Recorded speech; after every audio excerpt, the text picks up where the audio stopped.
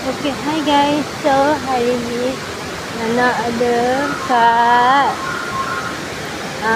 bukan Jurong Bird Park lagi, tapi saya nak ada kat Bird Park Paradise guys. Okay, sekarang kita sebab ada kawan ni birthday dan dia ada bawa tiket untuk kita tengok-tengok burung. So, Alhamdulillah rezeki tak nak tolak. So, sekarang kita ada kat Bird Paradise ni. Korang dengar air terjun yang sangat tinggi dan menarik. Oh, bestnya korang. Kadang kena mandi hujan dan ramai orang datang sini untuk pergi ke sini untuk apa?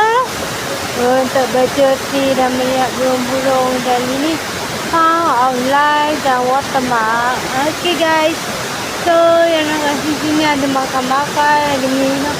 Walaupun sambil korang boleh jalan-jalan tu tengok burung-burung ya korang guys. Okay. Oh, kena hujan. Ada hujan benaran kat luar ya korang. So, yang nak ada dekat sini. So, bagi kawan-kawan yang nak tengok sangat burung apa, nanti yang nak ambil video dekat korang. Okay.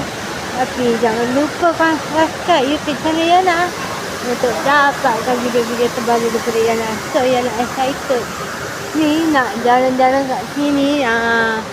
Tengok kat sini pun ada zoo, ada wild animal macam kata orang, ada zoo, ada night safari, ada macam-macam lah korang. Tengok makanan-makanan dia pun memang power. Siapa kita tengok mulut je korang betul kat Singapura, hanya ada di Singapura.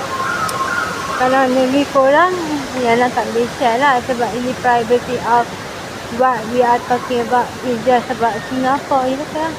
So, sekarang Yana ada kat Bird Park Paradise. Bagi siapa yang suka nak so kat sini macam-macam ni ada. Yana nak share korang. So, jangan lupa subscribe YouTube channel Yana. Lupa subscribe YouTube channel Yana. See you on my next YouTube channel.